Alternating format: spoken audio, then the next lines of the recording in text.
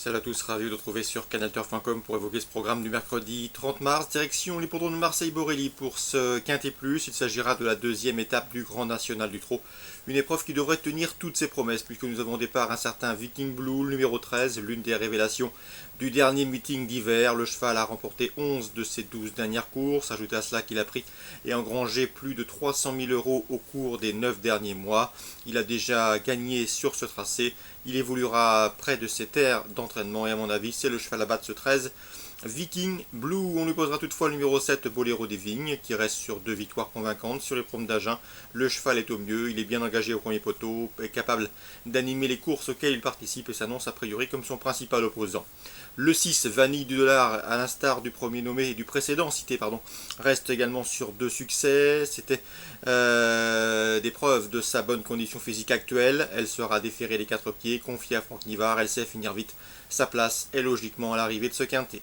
Attention également au numéro 1, Buffalo de Belef, un cheval qui était entraîné par le passé par le regretté Hubert Hardy. Le cheval avait été jugé digne de courir le critérium des 4 ans l'an dernier. Il a désormais rejoint le sud-est et reste sur 2 bonnes places de 3e à Cagnes. C'est également un candidat sérieux pour le quintet. Attention également au numéro 14, Tropique du Hêtre, qui n'a plus à faire ses preuves à ce niveau. Déjà 3 victoires et 7 places pour lui en 18 quintets disputés. 6e de la première étape du GNT à Amiens. Il tentera de faire aussi bien, si ce n'est mieux ici. Attention également au numéro 10 sur Saint-Major, qui est très courageuse. Elle est toujours à la recherche d'un premier succès dans les quintets, mais il y compte déjà 6 places en 17 prestations. Elle a terminé 2e de la première étape de ce circuit Tour de France des trotteurs 2016 à Amiens en début de mois, et dès lors, sa chance est à prendre en considération. J'ai également retenu le numéro 11, Topaz Jeff, qui vaut mieux que ne l'indique ses derniers classements bruts. Ici, elle effectue un déplacement ambitieux, déféré des 4, confié à Jean-Michel Bazir. Elle trouve l'occasion de refaire parler d'elle. Je retiendrai enfin de combinaison le numéro 5, Urus, qui est certes irrégulier, mais le cheval a mieux couru que ne l'indique sa dernière prestation à Caen, où ce jour-là, eh bien, il était loin d'être battu au moment de sa faute à l'entrée de la ligne droite. C'est un cheval qui a ensuite prouvé sa forme en léger retrait. Mieux vaut donc s'en méfier pour une 4e, 5e place à Bellecote. Résumé chiffré pour cette deuxième étape du GNT, mercredi 30 mars à Borelli. 13, 7, 6, As, 14, 10, 11 et 5. Concernant la suite de ce programme, eh bien, dans la deuxième, Sylvain Roger semble bien représenté avec le 204 Césariono qui reste sur un succès au Crozet-la-Roche, mais également avec le 202 Cyrus du Pomereux qui lui vient de s'imposer à Cagnes. Il pourrait bien former le jumelé de cette deuxième course. Dans la 6e course réservée aux drivers amateurs, j'aime beaucoup le 611 Viking d'Orion qui vient d'effectuer une course de rentrée victorieuse en pareille société sur les programmes de Feur. Une confirmation est ici attendue. Attention également au 615 Volinko, confirmé lui aussi à ce niveau, qui a terminé 2e à Reims en pareille société, 611 et 615. On passe à la 8e pour vous conseiller 3 chevaux, notamment les 250 de cette épreuve. Le 805 bientôt Ginilou qui trouve un lot dans ses cordes et le 810 Bayern au mieux. Ils devront composer toutefois avec le 806 Azur de Gèvres, lauréat de sa dernière prestation sous la selle. 805, 10 et 6, on résume tout ça pour Borelli. La 2e, le 4 et le 2, la 6e, le 11 et le 15, la 8e, le 5, le 6 et le 10. Anguin, Réunion 3.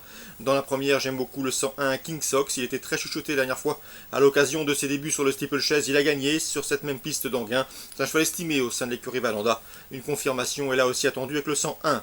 Dans la 6e, un couplet à envisager avec le 601 Soyuz et le 605 Lucky Island, qui ont en commun de rester sur une victoire en pareille société, celle des courses à réclamer. Et dans la 7e, le 704 Corfu de Maspi. Son entraîneur lui a déniché un engagement intéressant, c'est une première chance théorique, et le cheval devrait tirer profit de cet engagement favorable. Anguin Réunion 3, la première le 101, la 6e le 1 et le 5, la 7e le 704. On termine par Amiens en Réunion 4.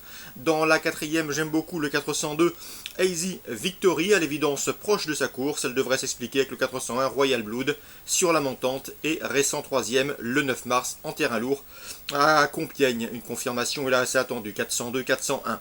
Enfin, dans la 7e, Julien Philippon semble bien représenté.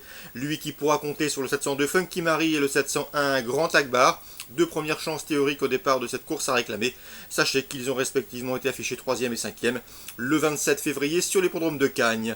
Julien Philippon, on en parle, puisque dans la 8e, ils sont également bien représentés avec le 802 Garlin Blues. Le cheval vient d'effectuer une course de rentrée très intéressante sur l'hippodrome de Compiègne. Il se classait ce jour-là 3e en terrain lourd, donc pas de problème de surface et de piste assouplie pour lui.